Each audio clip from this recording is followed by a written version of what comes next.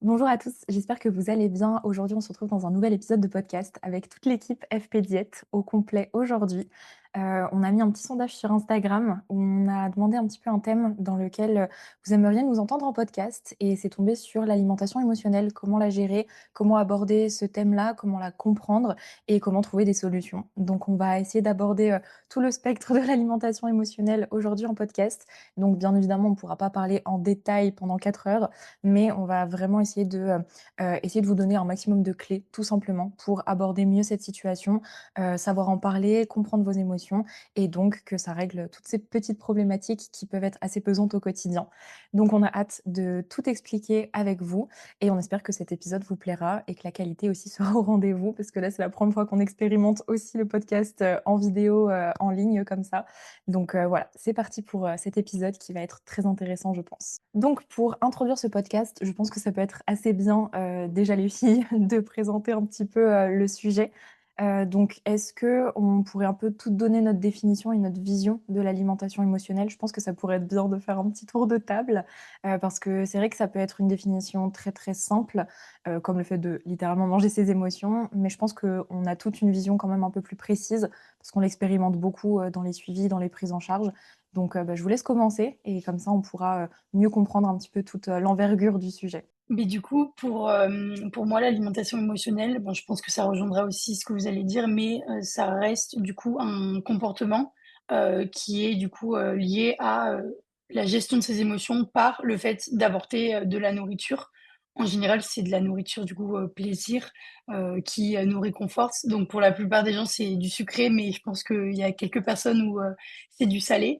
Et parfois, c'est lié ou non à de l'hyperphagie. Donc l'hyperphagie, c'est le fait de manger en grande quantité pour se remplir, donc en général pour combler un peu un vide, mais ça peut être lié à plein d'émotions différentes. Et ben, l'alimentation émotionnelle, c'est propre à chacun et ça dépend de la situation de chacun et des émotions de chacun. Et pour moi, ça peut autant être lié à des émotions négatives que, des émotions, positives. Donc autant, à de la joie, que à de la tristesse, de la colère, de l'ennui, de la peur. Et ça va être vraiment, un petit peu considéré comme un trouble du comportement, puisque, ça peut être répétitif, et ça peut durer, plusieurs, semaines, voire plusieurs mois ou années. Ouais, totalement d'accord. Vivi? Mmh. Pour moi, l'alimentation émotionnelle, en gros, c'est la conséquence de quelque chose, donc généralement causée soit par une émotion, soit par un déficit énergétique trop important. Et en fait, ça va amener à une compulsion alimentaire. Et moi, j'aime bien me schématiser ça au niveau des patients, l'alimentation doudou, l'alimentation réconfort, en gros. Et généralement, ça va être une grosse compulsion alimentaire à quel point on va pas se rendre compte de notre satiété. C'est-à-dire qu'on va tellement combler un vide en nous qu'on se rend pas forcément compte de la quantité ingérée. Ouais, moi je vous rejoins vachement les filles sur l'alimentation émotionnelle. Comme tu dis, Ambre, ça peut être autant une émotion positive que négative. Ouais. Et pour moi, ça peut aussi venir de l'environnement. C'est-à-dire que Mmh. si on a quelqu'un qui fait de l'alimentation aussi émotionnelle à côté de nous, ça peut aussi nous donner un petit peu ce schéma-là. Donc il y a aussi tout un spectre de l'environnement, de l'éducation nutritionnelle, dans quel schéma alimentaire aussi on a grandi, on s'est construit. Donc pour moi, il y a beaucoup de ça. Le côté doudou, réconfort, ça c'est à 100 et comme, on l'a dit, c'est plus des aliments plaisir. C'est vraiment des aliments, qu'on aime, qu'on apprécie, qui nous rassurent, qui peuvent nous aider à combler, soit ce surplus d'émotions, soit ce manque d'émotions aussi. Mmh. Et c'est vrai que, là, ce qui est différent avec la boulimie, c'est que la boulimie, c'est vraiment juste manger pour manger, pas forcément chercher ce côté-là de plaisir, de réconfort, mais juste le fait de, bah, voilà, de combler vraiment quelque chose. Donc l'alimentation émotionnelle, ça reste un spectre d'un trouble du comportement alimentaire de mon point de vue, mais ça n'a pas forcément une cause 100 non plus, psychologique ou, voilà d'une pathologie vraiment, bah, Mmh. psychologique. Ça peut totalement venir, comme ça peut repartir d'un coup. Ouais. Je pense qu'on a tous été plus ou moins confrontés à de l'alimentation émotionnelle. Je sais pas, moi, ça peut être le jour de son anniversaire, on a envie peut-être de se faire plus plaisir, un jour où, je sais pas moi, on est très triste, très fatigué, on va plus se tourner vers, bah, des aliments qu'on n'a pas besoin de cuisiner, par exemple. Et ça, c'est en fait, c'est des choses qui sont mine de rien ancrées dans le quotidien de la population générale, j'ai envie de dire, mais c'est pas forcément pathologique et il faut pas le voir comme quelque chose de dramatique. Là où ça devient problématique pour moi, l'alimentation émotionnelle, c'est quand ça devient vraiment le réconfort dans tout et que toutes les émotions passent par l'alimentation. Donc, avoir une alimentation émotionnelle ponctuelle, je pense qu'on peut tous vivre avec et qu'on vit tous avec. Mais par contre, une alimentation émotionnelle qui vraiment voilà, détermine notre quotidien, qui change nos habitudes alimentaires et qu'on subit, là, ça peut poser problème et ça peut être intéressant justement de plus détailler cette situation-là dans ce podcast. Donc, bah, franchement, je trouve qu'on se rejoint toutes, donc bon, c'était évident. Grave, Mais hein. ouais, je pense que ça peut être vraiment bien de le déceler comme ça. Mais du coup, on va essayer de trouver pourquoi, comment un petit peu elle se met en place, comment on peut essayer de trouver des solutions, proposer des solutions. Ça va vraiment être l'enjeu d'aujourd'hui. Si vous voulez, les filles, j'ai eu un cas hier d'une patiente, mais qui a de l'alimentation émotionnelle et c'était marrant parce que on a réussi à mettre le doigt dessus sur vraiment l'émotion et sur comment c'était venu et du coup c'était assez intéressant donc je pourrais en parler si vous voulez. Ouais, on pourra clairement aussi parler des cas patients, ça c'est sûr.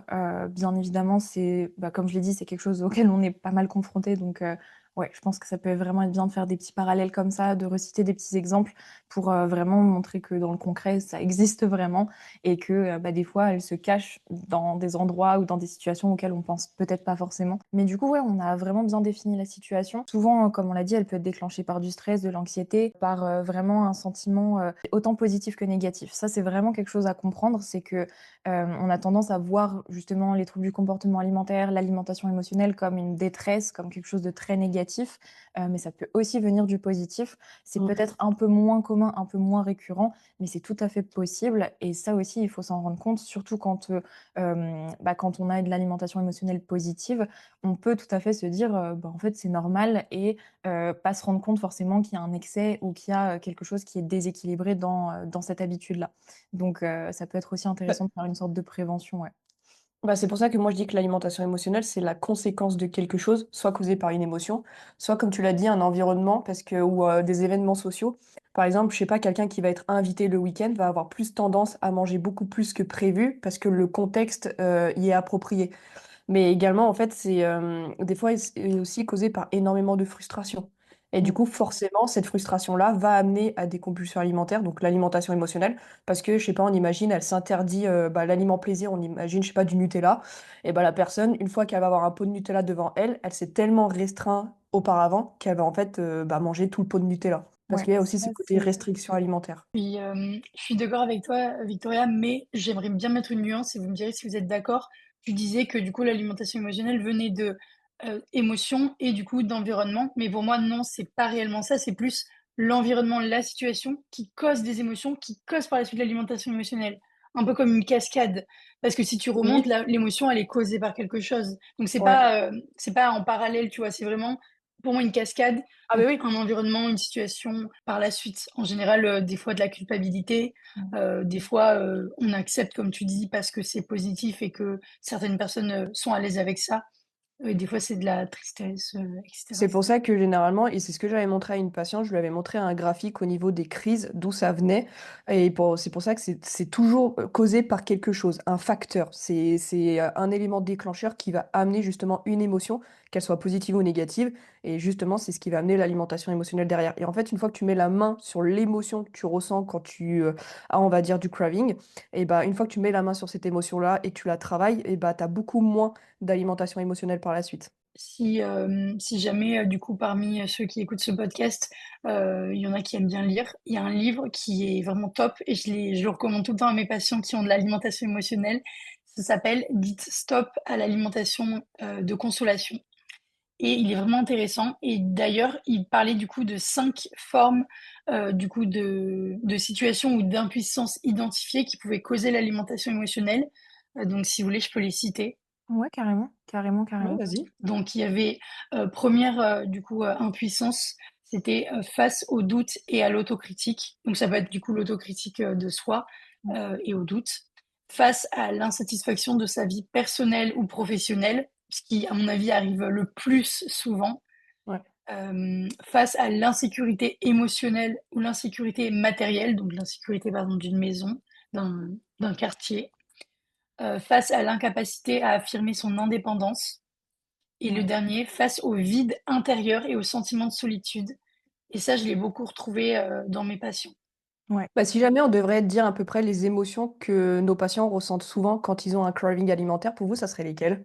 Moi, je dirais le stress et le fait qu'ils se mettent beaucoup la pression. Parce qu'on a beaucoup de sportifs Mmh. et les sportifs se mettent énormément la pression sur plein d'aspects, sur leur physique, sur leur performance, sur leur organisation, sur leur image, sur leurs réseaux sociaux aussi, par exemple. Et souvent, ça peut venir de ça, ou de la comparaison aussi. Ah, il fait mieux que moi. Ah, mais du Ouais. coup, je suis moins bien. Ah, mais bon, bah, je l'ai bien mérité du coup. Ou juste, c'est quelque chose de totalement incontrôlé, incontrôlable. Mais ouais, pour moi, c'est beaucoup de pression interne de soi à soi qui crée l'alimentation émotionnelle, en majorité dans les suivis, enfin dans lesquels on a pu voir. Mais effectivement, il y a tous les 5 points que tu as cités, Ambre, je les ai reconnus sur au Mmh. moins, genre j'avais quelqu'un en tête à chaque fois. Donc Ouais, pareil. c'est assez fort Mais comme tu dis. moi, je suis d'accord avec la pression, mais aussi, surtout, l'arrêt de la pression. Donc, j'ai l'exemple avec une patiente, que j'ai eue au téléphone. Elle, Mmh. justement, c'était cette notion de vide et en fait, ce qui se passait, c'est que, ben, toute la journée, elle était très, très active et elle se mettait énormément de pression de travail, de pression de vite terminer, de faire tout ce qu'elle avait à faire et dès qu'elle arrivait chez elle, elle avait un vide d'un coup parce qu'elle se mettait plus la pression, qu'elle avait terminé sa journée et par, ben, cette impression de vide, elle sentait le besoin de s'alimenter et de faire du coup de l'alimentation émotionnelle et un petit peu, on va dire, une crise d'hyperphagie, pour se remplir et remplir ce vide et encore s'occuper. Donc c'était un peu comme une «dépression» entre guillemets où, tu D'accord. arrivais, tu avais plus cette pression accumulée et que d'un coup tu savais plus trop, quoi faire et tu sentais ce vide-là. Ouais, Mmh. surtout que, bah, ça rejoint plusieurs points, en fait, ce que tu viens de dire. Peut-être l'insatisfaction au travail, ce sentiment de solitude, enfin, il y a tout qui peut aussi se mélanger, c'est pas Mmh. une seule cause aussi. Je pense que c'est important de le Ouais, préciser. Oui, il y a ouais, des c'est vrai. facteurs qui peuvent, C'est des fois. multifactoriel, en fait. Exactement, c'est exactement ça. Donc effectivement, c'est pour moi la 1re chose de pourquoi on fait de l'alimentation émotionnelle, c'est de comprendre vraiment la source et c'est Mmh. il y a que comme ça, en fait, qu'on pourra vraiment essayer de commencer à travailler dessus. Parce que tant qu'on comprend pas qu'on en fait, tant qu'on comprend pas à se connaître, à connaître nos émotions, à vraiment analyser notre mode de vie, nos habitudes, nos ressentis, comment on se sent, comment, on est dans notre propre quotidien, et comment on se visualise aussi, dans le futur parce que c'est peut-être aussi des fois la peur du futur qui peut créer des émotions négatives ou autres. Enfin, en fait, pour moi, il faut vraiment se connaître à 200 pour éviter ce genre, de situation qui, encore une fois, si c'est dans l'excès et si c'est de façon très régulière, qui devient problématique. Comme je l'ai cité, manger plus à son anniversaire, certes, c'est de l'alimentation qu'on peut qualifier d'émotionnelle, mais c'est pas du tout grave et je pense que, ça n'a aucun impact sur comment on se sent, comment on se voit, comment on se perçoit, sur notre état de santé aussi. Donc là, c'est totalement différent. Mais pour vraiment, quand on a de l'alimentation émotionnelle, on va dire, je dirais au moins un jour sur 2, si on peut le visualiser comme ça. J'ai vraiment, que c'est quelque chose d'assez régulier, d'assez récurrent dans le quotidien. Il faut à tout prix faire un travail, d'introspection, je pense qu'on peut le dire ça, autant sur Mmh. ses habitudes, sur son quotidien. Faire une petite, prendre une feuille et lister tout ce qu'on fait au quotidien et mettre un petit plus ou un petit moins à côté sur est-ce que c'est positif? Est-ce que c'est négatif? Est-ce que ça convient sur, autant du court terme que du long terme? Est-ce que ça permet de devenir la personne qu'on a envie de devenir? Et je pense que ça peut être vraiment une très bonne astuce pour, prendre conscience des choses.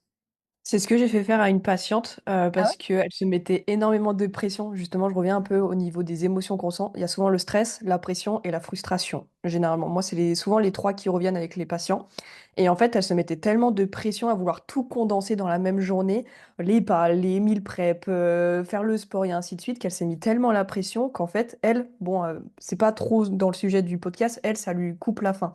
Il y a 2 types, on va dire. Et en fait, je lui ai fait faire un planning en disant, bah là, dans tes tâches, tu vas prioriser les tâches les plus importantes et celles qui sont moins importantes, tu les décales sur tes jours de repos parce que t'as pas à tout condenser dans la même journée. Enfin, tu as le droit d'avoir du temps pour toi. Et dans tous les cas, ça sert à rien de vouloir tout faire en même temps parce que tu vas t'épuiser. Et en fait, de se mettre une telle pression, bah, c'est pas quelque chose qui va aider. Et généralement, dans nos patients, quand ils sont en suivi avec nous, au début, ils veulent tellement bien faire qu'à un moment, ils se mettent une énorme pression. Et du coup, bah, c'est dommage. Et c'est pour ça que c'est le côté listing, soit lister un petit peu ce qui va te demander de l'énergie et moins d'énergie, ou le côté priorisation dans ta journée, bah, je trouve que ça peut énormément aider à dédramatiser les choses et à calmer les émotions. Mmh. Ouais, ça, je suis vraiment d'accord aussi. Pour moi, en fait, l'alimentation émotionnelle, elle va s'ancrer, en fait, dans des schémas, dans des habitudes, dans des choses et elle peut passer inaperçue aussi dans ce genre de schéma et du coup, effectivement, prendre conscience, lister, comprendre, bah, effectivement, qu'est-ce qui nous demande de l'énergie, qu'est-ce qui va puiser dans nos réserves d'émotions, on va dire, sur la journée. C'est ultra important et bah, on le voit beaucoup en psychologie, justement, sur, les petites cuillères, les fameuses petites cuillères. Mmh. Par exemple, quand on commence une journée avec, 10 petites cuillères, bah, qu'est-ce qui va nous faire utiliser une petite cuillère, de notre, échelle d'énergie, on va dire, de la journée? Et en fait, il y a des personnes, par exemple, je sais pas moi, faire toute leur morning routine, ça va leur utiliser peut-être 0,5 petites cuillères et tu en as d'autres, ça va leur utiliser 3 petites cuillères et en Mmh. fait, bah, du coup, on n'a pas la même tolérance, en fait, aux actes et aux actions dans notre quotidien et c'est ultra important, de comprendre justement, tout ce côté-là, à prendre en compte. Mais du coup, ouais, l'alimentation émotionnelle, c'est vraiment un schéma, d'une solution rapide pour combler, en fait, un surplus d'émotions qu'on n'a pas appris à gérer, qu'on n'a pas appris à comprendre et à canaliser et à vraiment ouais, gérer. Je pense que c'est le mot. Ouais, Et ça passe vraiment par le quotidien, par les habitudes, par, la routine dans laquelle on est. Moi, on le dit souvent dans les suivis que le but, c'est de créer des non négociables, de créer vraiment une Mmh. vision long terme, de créer des habitudes long terme. Bah, en fait, ça aussi, ça permet de mieux contrôler, son quotidien, mais dans le bon sens du terme. Pas être dans l'ultra contrôle, pas se mettre une pression, mais simplement se dire: «OK, bah, mon matin, il va tout le temps se passer ça.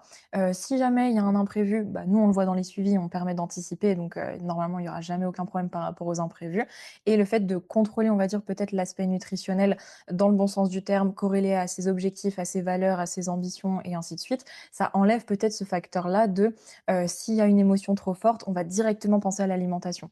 Là, non, on va peut-être penser à travailler sur soi, à prendre un temps off, mais pas forcément directement aller se réfugier dans l'alimentation, comme c'est le cas dans notre ouais. société actuelle, de manière générale. Si, je dirais qu'en gros, pour moi, vous me direz aussi ce que vous pensez du coup, vous, quelles sont les solutions qu'on peut apporter du coup à ceux qui nous écoutent, pour, bah, diminuer cette alimentation émotionnelle.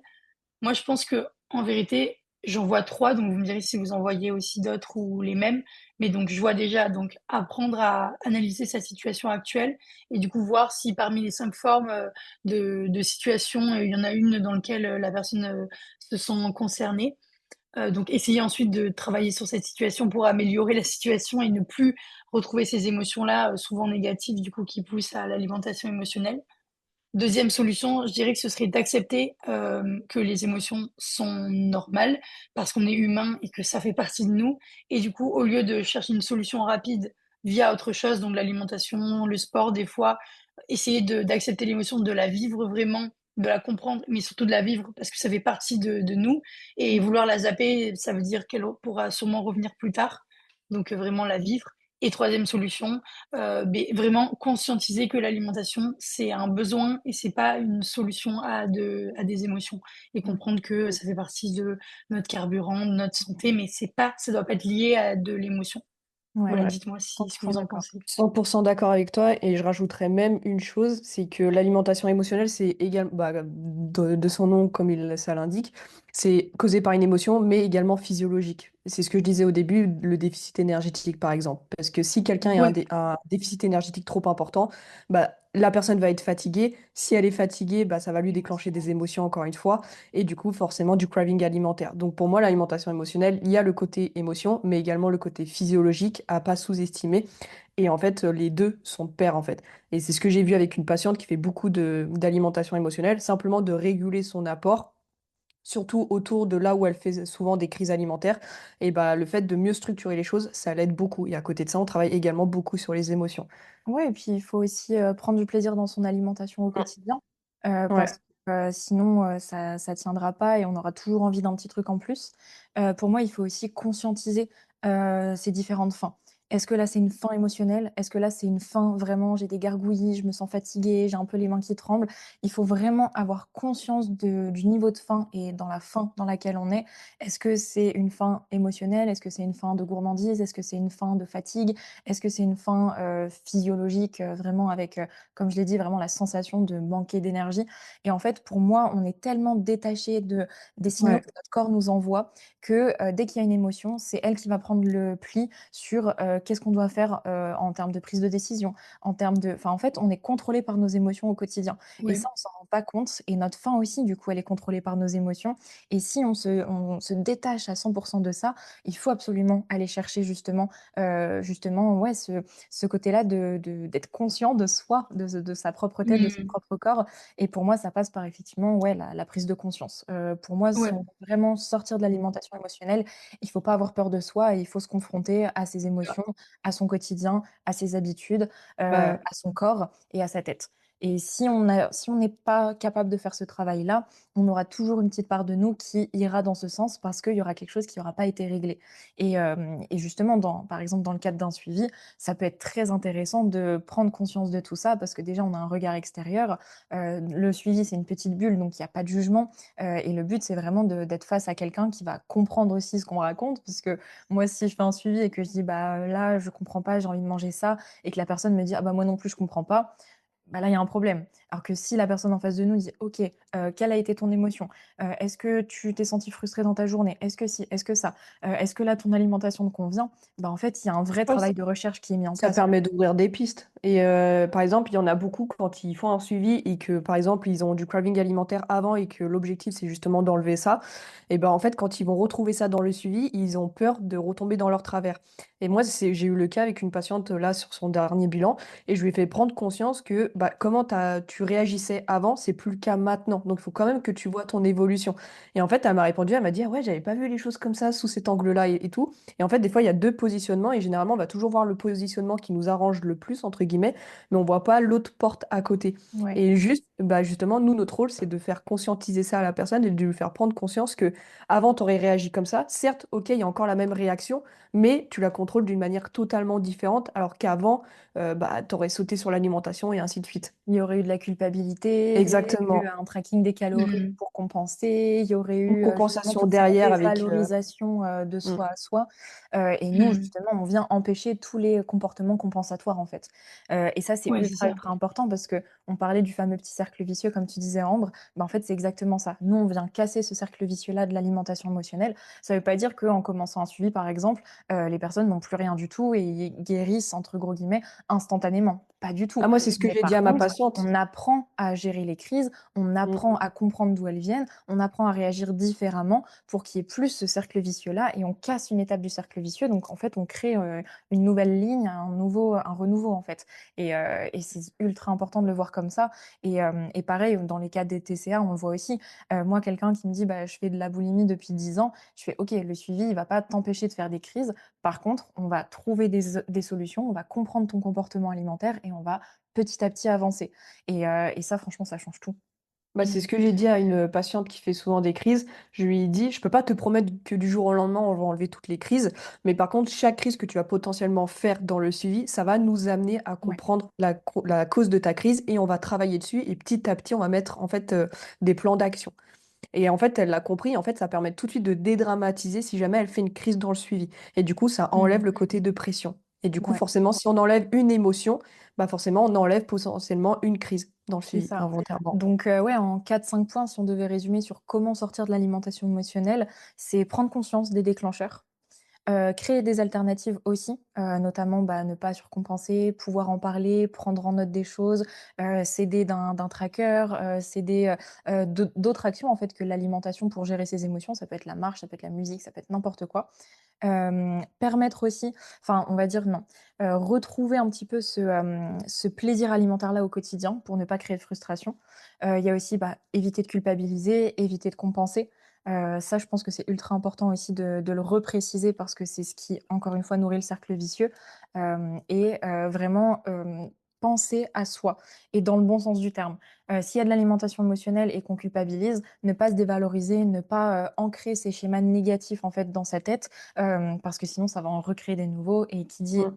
schéma négatif dit émotion négative et hop, ça nourrit le cercle vicieux encore une fois. Il faut vraiment le voir comme ça et oui, ça paraît facile, forcément, mais c'est vrai que dans les faits, ça peut être plus compliqué à gérer. Mais encore une fois, il faut apprendre à travailler sur soi, sinon on reste dans la même situation toute sa vie et c'est pas forcément la solution. C'est mieux que ça fasse mal d'un coup et qu'après on soit libéré que, vraiment de tourner en rond toute sa vie et de vivre avec, un comportement alimentaire qui ne nous correspond pas. Vraiment sur, les 4-5 points que je viens de citer, c'est important de comprendre que, on peut tout à fait, justement y aller par étapes. On n'est pas obligé de mettre les 5 en même temps en application. On peut décomposer les actions, on peut décomposer, vraiment tous les leviers que je viens de citer parce que l'alimentation émotionnelle, on l'a vu, c'est multifactoriel. Donc on peut régler une cause par une cause, on peut prendre son temps, c'est pas une course. Ça peut être un travail qui peut être difficile, surtout si c'est sur des émotions, par exemple, négatives. Donc il faut, savoir qu'on est, tous humains littéralement et qu'on a besoin de temps. Donc ça aussi, plus on va être pressé dans l'atteinte d'un objectif, plus on va peut-être sauter des étapes, on va pas avoir conscience de tous les changements qu'on est en train de mettre en place et ça peut vite mener, soit à de la stagnation, bien évidemment, ou sinon, à un surplus d'informations qu'on n'arrive pas à comprendre et donc on n'arrive pas à gérer et cercle vicieux, on l'a vu. Donc moi, c'est ce que j'avais un petit peu à ajouter sur, comment, on va dire, sortir, de l'alimentation émotionnelle. Est-ce que vous voyez d'autres choses? Est-ce qu'on peut préciser peut-être certains points? Je ne sais pas du tout, si vous avez quelque chose en tête, les filles? Moi, je suis totalement d'accord avec toi. Je dirais que quand on a envie de supprimer ou de diminuer notre alimentation émotionnelle, il faut être prêt à travailler sur soi et pour moi, c'est vraiment, le plus gros travail. Quand j'ai vraiment un cas d'alimentation émotionnelle assez poussé, en général, je demande s'il y a un suivi psychologique, en parallèle et si c'est pas le cas, je recommande fortement parce que, comme tu l'as dit, on peut aider vraiment, sur l'alimentation, mais on va pas pouvoir aider sur le psychologique parce que c'est pas notre corps enfin, c'est pas de notre savoir et on n'a pas envie de conseiller, à côté, quoi. Donc toujours, peut-être conseiller de travailler sur soi. Donc ça peut être autant, avec une consultation avec, un psychologue ou un psychiatre ou autant dans des lectures, dans des groupes, mais vraiment travailler sur ça. Essayer de changer du coup sa situation qui peut amener ces émotions-là et aussi travailler sur, la gestion de ces émotions comme tu l'as dit. Mmh. Mais c'est sûr qu'il faut casser ce cercle vicieux et il faut aussi, oser ouvrir les yeux et se rendre compte de sa situation et l'accepter et c'est sûr que c'est pas facile de se dire, «OK, ben, je suis, J'ai besoin contrôlée par d'aide. mes émotions. Je suis pas du coup, maître de moi-même». Mais voilà, si c'est la vérité, il faut l'accepter et c'est on l'a accepté qu'on peut vraiment avancer, je pense. Ouais, je pense aussi. Totalement. Parce que dans tous les cas, nous, on a une patiente avec Fanny, elle accepte pas la situation et on n'avance pas. Et en fait, moi, j'aimerais bien dire également, c'est être prêt à être dans un état d'inconfort pendant un certain temps, pour amener, le côté positif des choses après. C'est-à-dire que forcément, comme tu vas travailler sur ton introspection personnelle, forcément, tu vas alimenter des émotions que tu as pas trop envie d'avoir à la surface et cetera. Tu as pas trop envie de les confronter, mais le fait d'accepter cet inconfort-là, c'est ce qui va t'amener, en fait, à progresser, à comprendre et en fait, à enlever tout ça par la suite. Donc accepter que pendant un petit moment, tu vas être dans quelque chose qui va pas être très agréable, mais à côté, en fait, tu vas avoir un second souffle, en fait. Ouais. Mmh. Franchement, je pense qu'il faut vraiment le voir comme ça. Parce que si on s'attend à, travailler sur soi et que tout soit tout beau, tout rose, que tout se décoince, on va dire, d'un coup, on peut vite être déçu et avoir trop d'attentes sur ce qu'on veut et donc, se mettre une Mmh. pression et voilà, comme on l'a vu, Et on va repartir surtout dans un pas cercle vicieux. et c'est surtout ça. pas se mettre de deadline parce que se dire: «Bah, là, j'ai 6 mois, Ouais, j'ai investi pendant 6 mois sur ma santé, il faut qu'en 6 mois, j'ai tout travaillé». ouais, En fait, non. parce que si on s'impose une deadline involontairement, encore une fois, on met cette pression-là et cette pression-là va déclencher par la suite des crises. Donc faut trouver, en fait, un juste milieu Ouais, et pas se mettre une deadline en tête. Moi, je l'ai déjà vu, hein, ouais. avec des suivis où, par exemple, la personne, avait pris 6 mois, par exemple et on avait déjà atteint quasi tous les objectifs au bout de 3 mois. Et elle m'a fait: «Oui, mais j'ai pris 6 mois, mais du coup, est-ce qu'on va pas trop vite?» Je lui fais: «Mais attends, tu progresses comme, jamais personne n'a progressé dans les suivis». Là, vraiment, en 3 mois, mais c'était des années et des années d'angoisse alimentaire qu'on a balayé, qu'on a enlevé et je sais qu'elle se posait beaucoup la question de, «Oui, mais qu'est-ce qu'on va faire après? Est-ce qu'on n'est pas allé trop vite? Est-ce que je vais pouvoir l'ancrer encore dans le quotidien? Et puis après, du coup, est-ce que je vais pas vouloir me fixer des objectifs trop hauts?» Et en fait, on a appris vraiment à temporiser la situation. Donc le 4e mois, on a plus tiré des conclusions sur les 3 précédents et les 2 derniers mois, on a vraiment stabilisé la perte de poids parce que c'était une patiente avec un objectif de perte de poids et en fait, à la fin du suivi, Il y avait l'objectif physique, l'objectif psychologique qui avait été atteint, la vision long terme. Et elle m'a dit, mais oui, mais en fait, heureusement que j'ai pas arrêté au bout de 3 mois ou qu'on n'a pas dit, ok, c'est bon, ça suffit. Parce qu'en fait, il y avait tellement d'autres choses à stabiliser, à ancrer, des derniers petits points aussi qu'elle soupçonnait pas et qu'on a travaillé. Ça peut être sur l'organisation, ça peut être sur plein de choses comme ça. Et en fait, plus on se fixe une deadline aussi courte que longue, plus ça peut mettre une sorte de pression et ne pas nous rendre compte de ce dont on a réellement besoin. Donc Mm. oui, les périodes de suivi, c'est important. Nous-mêmes, on les utilise parce que ça nous aide à structurer le protocole, on s'entend bien. Mais il faut pas se dire, dans 6 mois, il faut que je sois comme ça. Dans 3 mois, il faut que je sois comme ça. Ou d'ici 2 semaines, il faut que j'ai perdu de temps. Parce qu'en fait, ça, c'est vraiment des choses qui vont mettre, on l'a dit, une certaine pression et qui vont totalement nous déconnecter de l'être humain De que la nous sommes. réalité. Et puis surtout, Exactement. même nous, on l'a expérimenté. Enfin, quand on se dit, bah là, à telle date, je pars à un tel endroit, je veux atteindre tel physique, Bien sûr. bah, ça nous met Ça la marche pression, pas. etc. Et ça marche pas, en fait. Et comme nous, on le comprend et on l'a vécu, bah forcément, notre expérience, on le fait comprendre également aux patients. Parce qu'on a cette vision d'ensemble et on a ce retour d'expérience également.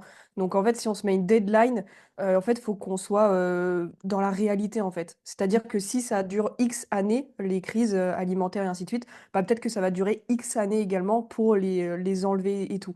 Moi, j'aime bien commencer par ça avec le patient pour qu'il prenne conscience que c'est pas parce qu'il s'engage pendant 3 mois qu'en 3 mois, on va tout balayer. Ça demande beaucoup plus de temps. Mmh. Puis on a tellement de points Et d'action aussi qu'on ne peut pas tout voir non plus. Ouais. Donc ça va dépendre de lui, ce qu'il veut prioriser.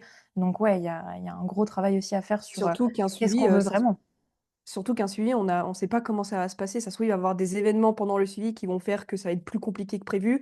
Des fois, ça va faire l'inverse. Donc, en fait, on n'est pas responsable de ce qui va se passer. Nous, on est responsable des actions que l'on peut mettre en place avec le patient. Il faut qu'il soit prêt également, lui, à les mettre en application pour que ça marche également. Ambre, tu voulais dire un truc, non? comme tu as dit, c'était pas vraiment, possible et même intelligent de mettre une deadline sur ce genre de situation, sur de l'alimentation émotionnelle. Pour moi, on peut mettre une deadline quand quelque chose est quantifiable, alors que là, une émotion, un état psychologique ne l'est pas. Et Mm. pour moi, c'est aussi un travail qu'on fait toute notre vie. Genre, Ah, i bien c'est sûr. pas possible de dire, «Dans un an, je serai heureuse et après je serai heureuse toute ma vie». Ah, mais c'est Non, impossible. Non, il y parce a qu'on les peut épreuves pas de être la heureux vie et toute tout sa vie. et Mais c'est surtout ça, qu'on donc c'est un idéalise. travail à Eh vie, oui. quoi. Et on idéalise beaucoup trop les choses, en fait. Et en plus, ça amène des fois Mmh. à des états où on va se comparer. Par exemple, pourquoi elle, elle va bien, pourquoi elle est heureuse dans sa vie, etc. Et moi, non. Et en fait, bah, encore une fois, on revient un petit peu à l'élément de comparaison qui va amener une émotion. Et du coup, après, par la suite, Ouais. tout un engrenage derrière. Et j'ai, une question à vous poser. Est-ce que, du coup, on peut lever la main si on a déjà fait de l'alimentation émotionnelle en tant que diététicienne? Mais bien sûr, Ah, évidemment, je sais. enlevons ce tabou. Victoria, elle sait pas. Du coup, spoiler Ouais, moi, alert je pour dis. ceux qui saurais, ont pas la vidéo, on est 3 à lever la main. ouais. Non, mais en vrai, je pense, mais c'était au collège. Enfin, tu sais, les tartines de Nutella ou pain de mie chips. Mais toi, Victoria, tes émotions, c'est toi, Ouais, t'arrêtes de manger quand t'as des émotions négatives. Toi, c'est ouais, c'est l'inverse, un Ouais. bon mais ça reste de différent. l'alimentation émotionnelle. Et Oui. moi, c'est l'inverse de toi. Quand j'ai des fortes émotions, je vais avoir tendance à plus manger. Enfin non, c'est totalement différent. Je rectifie mon propos. Moi, c'est quand j'ai des émotions négatives que j'ai plus envie de manger. Et quand j'ai des émotions positives, je n'ai pas faim. Mais Mmh. vraiment, je n'y arrive pas. Ou alors, je suis en mode, ben, en fait, j'ai pas besoin de la nourriture pour aller Être bien. heureuse. Exactement. Ouais. Et alors que moi, l'alimentation, pendant très longtemps, c'était un petit peu... Enfin, même mes photos quand j'étais bébé, les seules photos où je souris, c'est quand il y a un gâteau devant moi ou de la bouffe devant moi. Donc, on va dire que c'est vraiment ancré depuis toute petite que vraiment j'aime la bouffe et que ça me rend profondément heureuse. Donc, je vais pas essayer d'aller à l'encontre de ça. Je suis déjà allée trop à l'encontre de ça pendant mon adolescence, justement. Et là, en fait, je me rends compte que quand j'ai une émotion négative, déjà, je suis beaucoup plus consciente de mon émotion négative. Donc, pour le coup, actuellement, ça ne m'arrive absolument pas. Ça ne m'arrive plus depuis pas mal de temps, mine de rien. Mais franchement, pour le coup, oui, ça m'est déjà arrivé plein de fois. Et là, actuellement, je pense que je n'en fais absolument pas, si ce n'est peut-être justement, bah, vu que tout va bien, vu que justement mon comportement alimentaire est extrêmement stable, que j'ai mes objectifs, que je suis dans une sorte de liberté alimentaire, notamment grâce au running, qui me permet de littéralement pouvoir manger tout ce que je veux et d'avoir un protocole quand même assez structuré. Bah, en fait, là, j'ai pas du tout cette chose-là dans mon quotidien, mais je sais que ça a fait partie de mon quotidien pendant très longtemps. Je sais que en soi, ça s'est réglé tout seul sans que j'ai à faire ce gros travail-là sur mes émotions, mais j'ai quand même appris à gérer mes émotions sur un autre spectre plus psychologique pour le coup, et ça a eu une interférence du coup sur mon comportement alimentaire. Et c'est ce qu'on disait, c'est multifactoriel. J'ai pas travaillé sur mon alimentation émotionnelle, mais avoir travaillé sur moi, sur mes habitudes alimentaires, sur mes objectifs sportifs, ça m'a aidé justement par effet d'écoulement, de réguler vraiment tout ça. Donc pour moi, il y a aucune honte, déjà à faire de l'alimentation émotionnelle, que ce soit positif ou négatif, et surtout, il faut bien comprendre que si c'est pas forcément quelque chose qu'on a envie de travailler tout de suite, maintenant, ça peut, aussi être travaillé différemment, sous différentes formes et vu que c'est multifactoriel, qu'il y ait des résultats aussi, quand même par d'écoulement. Donc moi, c'est ce que j'ai vécu et je pense que c'est important aussi de le dire que, si on se sent pas prêt à travailler absolument sur l'alimentation émotionnelle à proprement parler, on peut travailler sur d'autres aspects qui pourront avoir un effet positif là-dessus et qui pourra être tout à fait stabilisé. Donc pour moi, il y a différents chemins, il y a pas une seule solution, en fait, à l'alimentation émotionnelle. Non, il y en a plusieurs. Moi, par exemple, c'est l'alimentation émotionnelle, moi, ça va me couper la faim, mais du coup, après, je vais avoir de l'alimentation émotionnelle physiologique. C'est-à-dire, comme du coup, je mange pas pendant une durée indéterminée à cause du stress et ainsi de suite, comme moi, l'alimentation émotionnelle, ça me coupe la faim, bah après, je vais avoir un gros déficit et du coup, je vais avoir énormément faim. Oui, mais ça, du Du coup, c'est pas de l'alimentation Mmh. émotionnelle, c'est de la faim physiologique. Oui, Mmh. mais Ça a causé été par une dé alimentation. Ouais, Oui, mais causé entre guillemets par une alimentation émotionnelle. oui, mais tu as faim pas à cause de tes émotions, tu as faim parce que tu as faim. Oui, mais c'est Voilà. causé. Oui, mais c'est causé par une émotion. Non, mais après L'émotion, oui, bah, oui, on peut en discuter pendant des et heures, tu es sur mais terre, parce qu'il y avait des petits poissons dans l'eau, il y a 3000 années, donc non, mais enfin, c'est Non, pareil. mais je suis un peu d'accord avec Fanny. Du coup, ça devient de la vraie faim physiologique, mais ça Ouais. devient un besoin corporel incontrôlable parce que ton corps, il va te pousser au maximum. C'est même plus ton cerveau, c'est ton corps là qui prend le contrôle sur ton cerveau, alors que l'alimentation émotionnelle, c'est l'inverse. C'est Mmh. le cerveau qui prend le contrôle sur le corps. Donc pour ah, moi, bien c'est sûr. pas de l'alimentation émotionnelle parce Mmh. que ça vient pas du cerveau, mais du corps. Ouais, Mmh. 100 d'accord. Et oui, Victoria, tu n'as pas écouté la définition au début du podcast. Mais si, j'ai dit quoi? J'ai dit que pour moi, c'était émotionnel et j'ai dit quoi d'autre? Tu as dit que ça pouvait Physiologique. être, lié à un déficit. Voilà. Mais moi, je suis moins d'accord avec cette partie-là parce Mais que ouais, je suis moins d'accord aussi. ouais, ça, c pour moi, Bah, l'alimentation émotionnelle, c'est vraiment une émotion pure et dure. C'est pas lié à un comportement, enfin, un objectif, calorique ou ci ou ça. Pour moi, ça peut en non, découler si on mais se met la pression par rapport à son objectif calorique, mais si Oui. on est en déficit et que ça crée de la faim, bah, en fait et qu'on a faim et qu'on mange par rapport à cette faim, pour moi, ça, c'est pas forcément de l'alimentation émotionnelle. C'est vraiment non. juste, la suite des choses, «logiques» entre guillemets. En gros, pour moi, quand je dis physiologique causé par un déficit énergétique, c'est que des fois, la personne, elle va se priver de manger parce que justement, elle a un objectif en tête, ça lui crée de la frustration et cette frustration-là, c'est une émotion qui va lui amener à un craving alimentaire. Et la Oui, du coup, conséquence de ça, c'est des crises un oui, peu plus. mais c'est causé par quoi? Parce qu'elle est en déficit énergétique et du coup, physiologiquement, son corps, il a besoin d'énergie et Oui, je du vois coup, ce que ça lui tu veux amène dire. une Mais il lui émotion. envoie des messagers plus, Oui, ouais, ouais, ouais, oui, effectivement. mais c'est quand même, du coup, après, ça engendre une émotion et cette Oui. émotion-là, bah, du coup, ça l'amène à manger. Mais il y a des personnes qui, en Je déficit, vois, gèrent oui, très, oui, je très vois. bien cette faim et qui n'ont pas des émotions forcément négatives liées à un déficit énergétique, s'il est bien mis en place, bien Pourquoi? évidemment, Parce qu'il est bien mis en place et parce qu'il y a pas de problème avec la relation avec l'alimentation. aussi, clairement. Bien Mmh. sûr et assurément.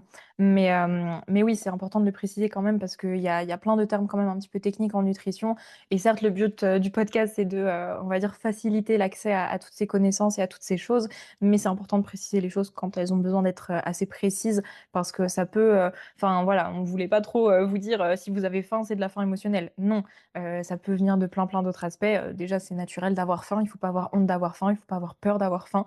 Il y en C'est a une plein qui ont sensation peur d'avoir alimentaire, faim.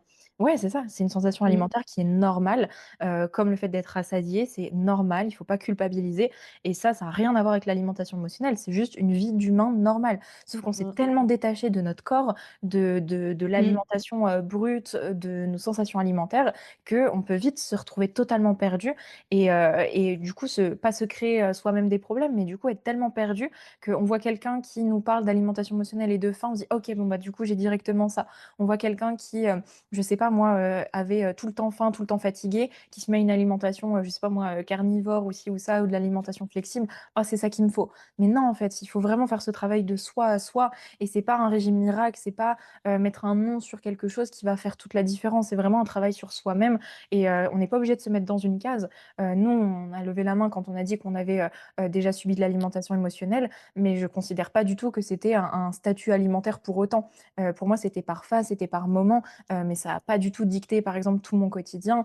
Ça a pas, eu, une incidence sur, je sais pas moi, ma vision de l'alimentation à proprement parler. C'est par phase, c'est par petites choses comme ça. Des choses qui ont beaucoup plus eu d'impact, par exemple, sur ma relation à l'alimentation, c'est plus les troubles du comportement alimentaire.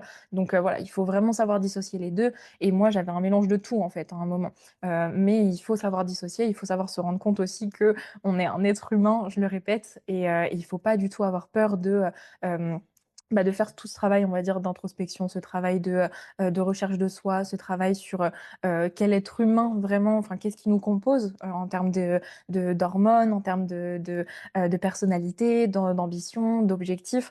Donc, ouais, pour moi, il faut prendre le temps de poser les bases, les fondations de qu'est-ce qu'on veut, qui on est, comment on voit notre alimentation. Vraiment, limite, faire un petit peu, prendre une feuille de papier. Moi, je le fais, Un souvent brainstorming. avec des patients. Pour toi, une journée parfaite alimentaire, ça ressemblerait à quoi? Je le fais beaucoup avec des patients qui ont des TCA et souvent c'est, bah, manger sans me prendre la tête. Juste, ils me disent tout ça, manger sans me prendre la tête Mais et je pourtant, pense quand ils te qu'on ne disent sait ça, plus le ils te faire. disent ouais, mais quand ils te disent ça, généralement, ils vont te dire: «Ouais, mais j'ai une perte de contrôle». Et bah, pas si le suivi a bien porté ses fruits. Moi, souvent, je demande, la journée alimentaire, parfaite, une fois qu'on a commencé quand même à travailler. Je demande pas dès le début parce que là, ça va être dicté par les TCA. Ça va être, manger tout ce que je veux sans grossir. Enfin, je l'ai fait au début, hein, et je vois que ça mène à rien parce que c'est les TCA qui parlent, pas la personne en tant que telle. Donc, voilà, on divague un petit peu, mais en tout cas, même dans le cadre d'une alimentation émotionnelle, c'est important de savoir ce qu'on veut réellement, la vision qu'on a de nous et comment et où on veut aller plutôt. Donc, Mmh. et ça passe par, la fameuse pleine conscience de soi, de ses émotions et ce travail personnel à faire. Donc, ouais, je pense qu'il faut vraiment conclure ce podcast là-dessus parce qu'il y a tellement Trop de de choses choses. à préciser et il y a tellement Mmh. de choses à dire, mais pour moi, c'est la pleine conscience de soi qui peut mener à justement un état stable, si on peut le décrire comme ça. Bah, dans tous les cas, si on conscientise les choses et qu'on travaille sur soi, au bout d'un moment, ça va porter ses fruits par la suite, hein. Ah mais oui, chaque, Parce que petite action, a un impact, mène à Parce un que si tu es résultat. dans le déni et que tu acceptes pas, en fait, si tu acceptes pas et que tu conscientises pas, tu peux pas avancer parce que tu es dans le déni total. C'est ce qu'elle disait Ambre, tout à l'heure. Mmh. Ouais, je pense que, ça, c'est vraiment la conclusion de tout, c'est vraiment la pleine conscience, hein. Mmh. Pour moi, il y a rien de plus puissant en alimentation que ça. Prendre conscience de ses choix, prendre conscience de ses émotions, prendre conscience Manger en de pleine sa faim, conscience. manger en pleine conscience, conscience des quantités, conscience de la qualité nutritionnelle. Enfin voilà, pour Il moi, y a trop c'est de la choses à représentation dire. de tout. Oui, et Ouais, puis ouais, là, ouais. on parle même pas que d'alimentation émotionnelle. Je pense que pour tout le monde, c'est important, hein, même s'il y a pas forcément de pathologie alimentaire ou autre. Mais oui, ça, je pense que vraiment si, vous faites face à de l'alimentation émotionnelle, la première chose à vous demander, c'est: «OK, quelle Comprendre. émotion a déclenché quel comportement et comment je peux gérer justement cette émotion? Comment je peux l'anticiper aussi?» On peut faire un travail d'anticipation. Si on sait par exemple que, tous les vendredis à la fin de semaine, on est épuisé, on est fatigué de la semaine de travail, on n'en peut plus, on sait qu'on va avoir tendance à faire peut-être plus d'alimentation émotionnelle à ce moment-là. Qu'est-ce qu'on peut mettre en place? Une routine alimentaire le vendredi. Se dire: «OK, bah, tous les vendredis soirs, je cuisine un plat maison, je teste une nouvelle recette, je mets en place une petite habitude, une petite marche, un petit truc pour, enlever cette, dose de stress ou de frustration de la semaine ou de fatigue, tout simplement, ça peut aussi être la fatigue, et voilà, canaliser un petit peu ça pour que ça n'ait pas d'impact sur le comportement alimentaire. C'est vraiment des petites actions, des petites habitudes, des petites choses comme ça qui peuvent vraiment faire la différence. Il faut pas chercher compliqué en directement, voilà, prendre, tout son cerveau, essayer de comprendre ce qui se passe dedans, mais vraiment des actions simples, des actions quantifiables, des actions mesurables et surtout des actions qui nous correspondent réellement à nous et pas la solution que, votre voisine a trouvée, ou ci ou ça. Pas du tout. Pas se mettre de pression parce que, je sais pas, on va prendre un exemple, une personne, qui fait pas de sport et elle se met au sport, elle va y aller tous les jours de la semaine et ça va la dégoûter. Bah, là, ça va être pareil quand on va travailler sur les émotions, c'est comme tu as dit Fanny, mettre en place des petites actions au quotidien qui, mis bout à bout, va avoir un impact considérable sur le long terme. Parce que si on veut tout modifier d'un coup, on n'y arrivera pas, une pression, une surcharge et c'est tout droit dans le mur. C'est mettre en place des petites actions, comme tu as dit, quantifiables, mesurables et sur le long terme surtout. Et c'est Mmh. ça qui fera toute la différence et surtout Mmh. être patient. Mais vraiment, c'est tout pour Je sens moi. que quelqu'un, il t'a dit: «J'ai pas progressé cette semaine». Oh non! Mais oui, oui, effectivement, la patience, ça joue aussi beaucoup parce que, bah, comme on dit, ça peut créer une pression et c'est pas ça qui va mener à quelque chose de positif. Donc, ouais, franchement, je trouve qu'on a vraiment bien, tabassé ce sujet, comme on dit. Est-ce que peut-être, Ambre ou je sais pas, vous avez peut-être un truc à rajouter? une ressource à transmettre peut-être? Donc, tu avais cité le livre peut-être, Le livre. Ambre? Est-ce que tu peux Ouais, préciser justement ouais, le le titre? livre, du coup, c'est Dites stop à l'alimentation de consolation. Je me rappelle plus de l'auteur, Mmh. mais je l'ai recommandé à pas mal de patients et j'ai eu des super retours. Et, et du coup, pour juste rejoindre ce que tu as dit par rapport à la pression et tout, ça me fait penser du coup aux solutions que j'ai données et aux petites actions que tu as dit.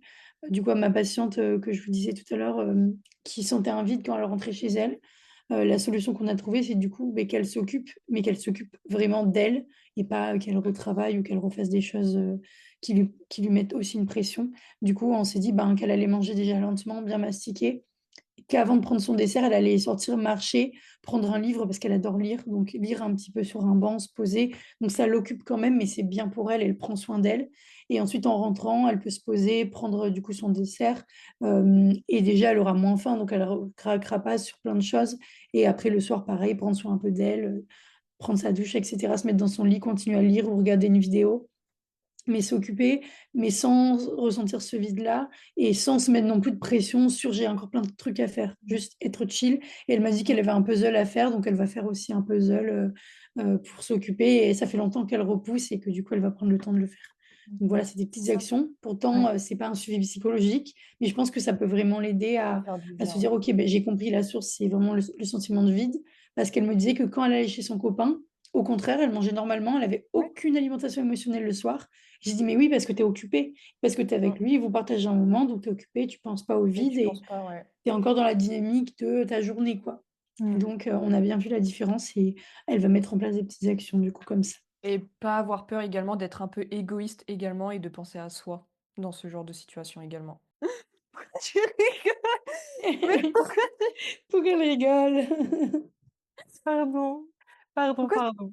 hein? Mais, tu sais très bien pourquoi je rigole. Bah, non, non, tu vois, là, tu non, je sais Si, moi, pas. je sais pourquoi elle rigole aussi. Pourquoi? Parce que tu le fais pas pour toi. Voilà, voilà! J'en étais sûre. Bah, voilà, donc tu savais. Mais, bref, petit aparté, fun de l'équipe FP Diète. Ce que je voulais dire, c'est que Ambre, tu disais: «Oui, on fait pas de suivi psychologique et on a quand même un impact sur les petites habitudes du quotidien» parce qu'un suivi nutritionnel, en tout cas chez nous et notre vision du suivi nutritionnel, c'est pas que contrôler ce qu'il y a dans l'assiette et vérifier ce que nos patients, ils mangent. On va chercher au niveau du quotidien, au niveau des habitudes, au niveau du sommeil, au niveau du niveau de stress. Chez les femmes, on va faire une recherche au niveau des hormones, chez les hommes aussi d'ailleurs. Enfin, en fait, il y a tout un travail dans tout l'environnement et pas que l'alimentation qui a un impact forcément sur les actions du quotidien. Même, Mmh. on va parler d'organisation, on va aider les personnes à faire leur meal prep, à aller faire des meilleures courses, à mieux s'organiser, à trouver des moments dans leur semaine pour faire ci, pour faire ça. Donc, en fait, on a vraiment un impact sur le quotidien de la personne et pas que le contenu de l'assiette. Et ça, je pense qu'il y a beaucoup de personnes qui pensent encore qu'un suivi nutritionnel, c'est avoir un flic derrière son dos dès qu'on mange quelque chose. Mais en fait, non, pas du tout. C'est tellement pas ça. C'est quelqu'un qui t'accompagne, qui te booste, qui te fait prendre les meilleures décisions, qui te fait conscientiser plein de choses, qui t'aide à t'apprendre à te connaître. Et en fait, ça passe par les petites habitudes, par le fait que le patient va nous partager des moments de son quotidien. Tu vois, ta patiente, elle aurait très bien pu te dire qu'elle a pas de copains, qu'elle a pas d'alimentation émotionnelle, qu'elle aime pas lire. Enfin, elle aurait pu ne pas te dire tout ça, mais elle te l'a dit parce qu'elle a confiance, parce qu'elle sait que ça peut avoir un impact et parce que vous allez avancer comme ça.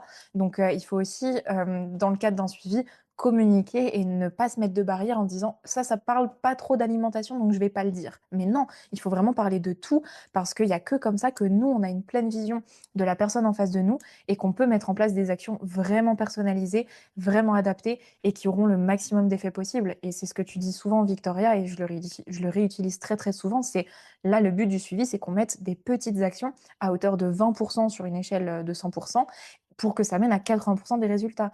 Et ça, j'ai mis du temps à le comprendre, que en fait, oui, on peut faire des micro-actions, mais qui vont déclencher tellement d'effets positifs que ça va faire un effet boule de neige et vraiment des choses comme ça.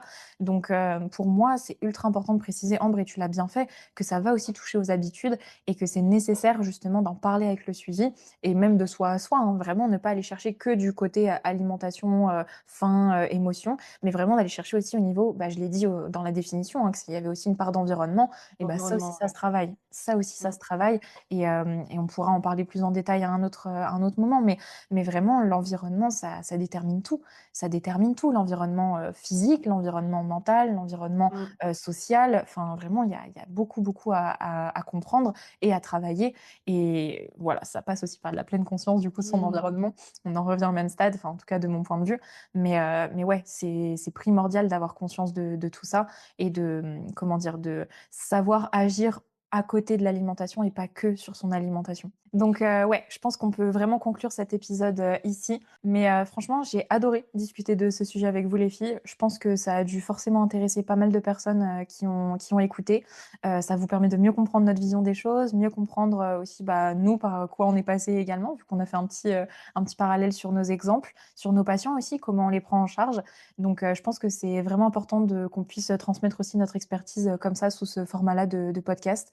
Donc je suis vraiment ravie d'avoir partagé ce moment, d'avoir pu, vraiment mettre des mots et trouver des petites solutions pour vous, ici. Et puis, bah, on se retrouve dans tous les cas, toutes les 2 semaines dans un épisode de podcast et également sur YouTube. Donc si jamais vous voulez qu'on développe plus un sujet ou autre, n'hésitez pas à nous contacter, soit Ambre, soit moi, soit Victoria sur Instagram. On pourra soit en faire des, sujets de post, peut-être des stories aussi, mais vraiment il faut pas avoir, peur de poser vos questions. Je sais que j'en reçois pas, 50 000 par jour, alors que pourtant il y a beaucoup de personnes qui se posent beaucoup de questions dans mes abonnés ou dans les personnes qui écoutent, et qui regardent mes contenus. Donc vraiment il faut pas hésiter, on est là aussi pour ça et c'est ce qu'on aime faire. Donc voilà un petit peu, comment j'avais envie de conclure cet épisode, que vous êtes pas tout seul, qu'on est là, et que même s'il y a pas de suivi, on peut quand même répondre à quelques petites questions et que ça peut toujours aider aussi d'autres personnes, surtout si on fait une réponse, publiquement, on va dire, avec anonymat bien évidemment. Mais voilà, je pense que c'est important de plus mettre de tabou sur n'importe quel sujet, que ce soit de son quotidien, de son alimentation et ça passe par, justement le partage comme on vient de le faire ici. Donc très, très contente de participer à ça et bah, merci les filles, franchement pour cet épisode. Vous avez géré Merci aussi. à toi. Merci. Et on s'est dit du coup à très, très vite et merci encore pour toute l'écoute et tout le soutien ici. Ciao. Au revoir.